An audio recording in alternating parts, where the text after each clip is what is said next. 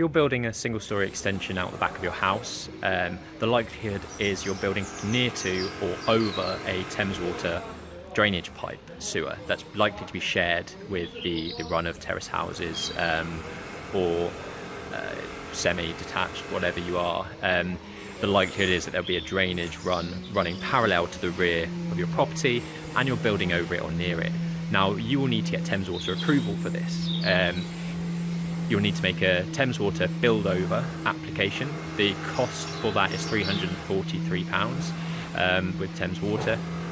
And what you'll need to do is make sure that you are bridging over their drainage pipe by at least 600 millimeters either side, so that you're not affecting or in contact with their drainage pipe.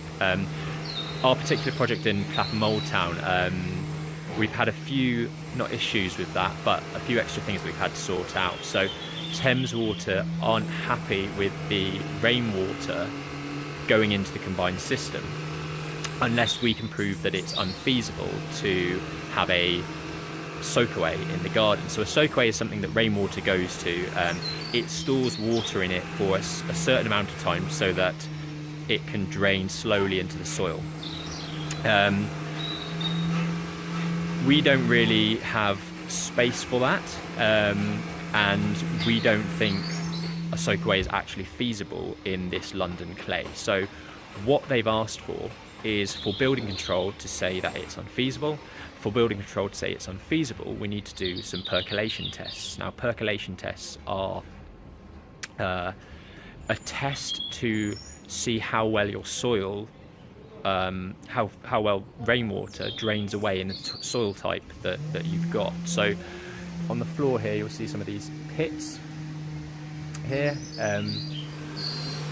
Essentially what you do is dig a pit about 1 metre deep by 300 square. You time the amount of, you fill it with water and see how long it takes for the water to drain from 75% full to 25% full. You do this a few times and take an average. The value that you get from that correlates to whether or not it's feasible to have a soakaway. So anything below 15 VP, so VP is the sort of speed in which it drains away. Anything below 15 is draining away too fast. Anything above 100, it drains away too slowly. And above 100, you're likely to be in some sort of clay where it's just not moving anywhere. And this is London. There's a lot of London clay around. So that's essentially what we think we're going to get here. In which case, the building control officer can say it's unfeasible to have a soakaway.